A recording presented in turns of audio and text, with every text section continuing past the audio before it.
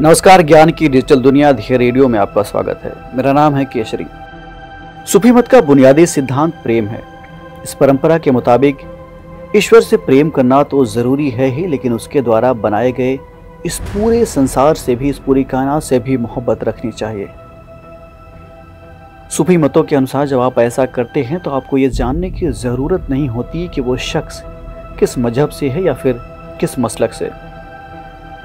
सूफीवाद पूरी तरह से दार्शनिक आधारों पर खड़ा हुआ था। इसकी इन्हीं खूबियों के कारण सूफी को मानने वाले लोग कट्टरपंथी इस्लामियों से अलग हो गए और सूफी का प्रसार भी काफी तेजी से हुआ। सूफीवाद की बात आज इसलिए क्योंकि यूपी के संभल में सर्वे को लेकर चर्चा में आई जामा मस्जिद के बाद अब राजस्थान के अजमेर में स्थित ख्वाजा मोइनुद्दीन चिश्ती की दरगाह भी चर्चा में है। क्यों चर्चा में है, ये एक अलग मसला है। हम इसके डिटेल में अभी नहीं जाएंगे। हमारा अभी फोकस सूफीवाद और ख्वाजा मोइनुद्दीन चिश्ती पर रहेगा। तो दुनिया में सबसे पहले सूफियों की पहचान अरब में हुई। सूफी लोगों को 8वीं और 9वीं शताब्दी के दौर से ही देखा जा रहा है, जबकि भारत में सूफी परंपरा की शुरुआत 12वीं शताब्दी के आखिर में हुई। तुर्की आक्रमण के दौरान सूफी भारत आए, जिसे महमूद गजनवी की पंजाब विजय से जोड़कर देखा जाता है। लंबे वक्त तक सूफी लोगों को उनके पहनावे यानी ऊनी कपड़ों के जरिए पहचाना जाता था, लेकिन बाद में सूफी को लेकर लोगों के अलग अलग मत सामने आए। कुछ लोगों का कहना है कि सूफी शब्द की उत्पत्ति सूफ यानी ऊन से हुई है, जबकि कुछ लोग इसे ग्रीक भाषा के सोफिया और कुछ वहदत उल वजूद सिद्धांत से जोड़कर देखते हैं। वहदत उल वजूद सिद्धांत का मतलब है कि ईश्वर एक है और वो दुनिया की सभी चीजों के पीछे मौजूद है।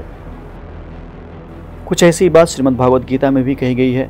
भगवान श्री कृष्ण कहते हैं कि सब जन्म मुझी से पाते हैं, फिर लौट मुझी में आते हैं। मतलब कण कण में ईश्वर है। खैर, आसान शब्दों में कहें तो सूफीवाद इस्लाम के भीतर एक उदारवादी सुधार आंदोलन था।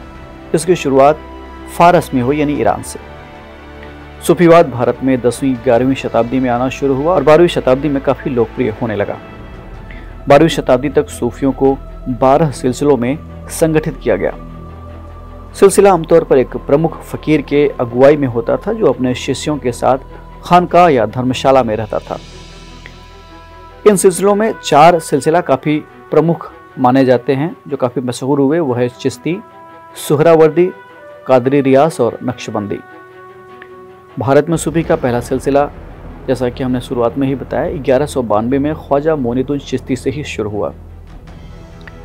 दरअसल ख्वाजा मोइनुद्दीन चिश्ती फारसी मूल के सुन्नी मुस्लिम दार्शनिक और विद्वान थे। उन्हें गरीब नवाज और सुल्तान हिंद के नाम से भी लोग बुलाते थे।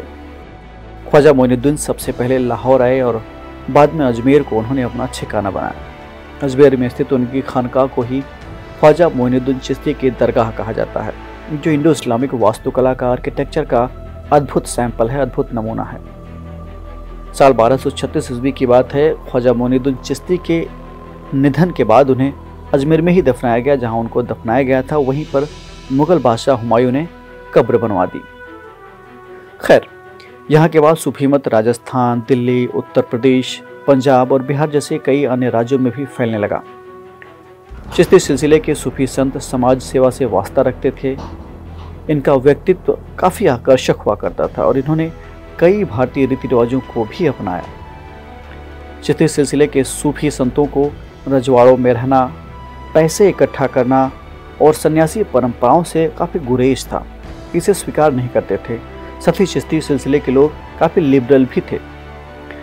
चिश्तियों के अलावा कुछ अन्य मशहूर सूफी सिलसिले की बात करें तो सुहरावर्दी सिलसिले की शुरुआत शेख शहाबुद्दीन सुहरावर्दी मकतूल ने की। सुहरावर्दी सिलसिला चिश्ती सिलसिले से बिल्कुल अलग था। इस मत के सूफी संत अमीरों और सुल्तानों से मेलजोल रखने, पैसे जमा करने और आराम पसंद जीवन में यकीन रखते थे। वो मानते थे कि यदि दिल साफ है तो पैसों का जमा करना और ज़रूरतमंदों को देने में कोई दोष नहीं है, जबकि ये ज़्यादातर पैसों को अपने सुख सुविधा के लिए ही इस्तेमाल किया करते थे। नक्शबंदी सिलसिले की शुरुआत ख्वाजा बहाउद्दीन नक्शबंद द्वारा की गई थी। भारत में इसकी शुरुआत ख्वाजा बहाउद्दीन नक्शबंदी ने की थी। इसकी परंपरा के लोग शरीयत के पालन पर ज़्यादा जोर देते थे। कदीरिया सिलसिला पंजाब में काफ़ी लोकप्रिय था। इसकी स्थापना शेख अब्दुल कादिर गिलानी द्वारा 14वीं शताब्दी में की गई थी। वे अकबर के अधीन मुगलों के समर्थक थे। फिरदौसी सिलसिला बिहार में ज़्यादा सक्रिय रहा। इसकी शुरुआत मध्य एशिया के सैफुद्दीन बखरजी ने की थी।